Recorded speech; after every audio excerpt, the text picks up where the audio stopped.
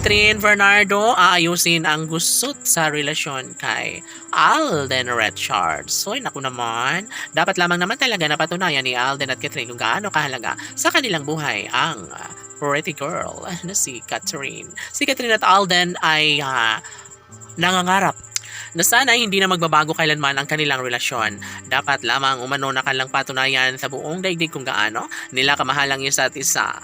Of course, si Alden Richards ay wala ng ibang pinangarap pa dahil noon pa man ay ramdam niyang mahal na nga niya umano ang nag-iisang Alden Richards. Si Alden at Catherine ay sila lamang ang deserve na magkatuluyan at magsasama sa mahabang panahon. Well, kung ano man ang kanilang kailangan na gagampanan sa mas lalong madaling panahon, dapat lamang umano na gawin nilang makatotohanan ng lahat. Lalo na at hanggang ngayon ay wala nang ibang hinihiling pa si Alden kundi ang makatuluyan ang babaeng pangarap niyang makasama na si Catherine Bernardo. Well, magtatagumpay rin bandang huli ang dalaga at binata dahil ito lamang umano ang isa sa pinangarap ng taong bayan. Malaki ang posibilidad na magkaroon ng walang hanggang kaligayahan sa buhay at relasyon ni Alden at Catherine.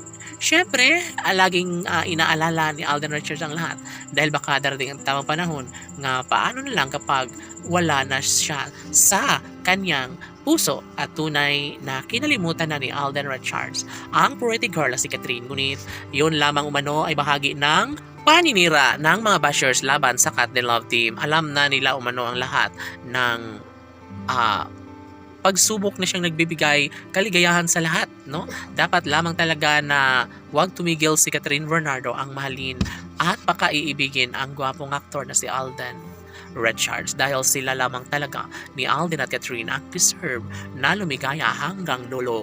Tanong ng mga netizens, makakayanan pa kaya ni Alden Richards na gawing makatotohanan ang isang relasyong tunay na nagbibigay saya at kaligayahan sa taong bayan?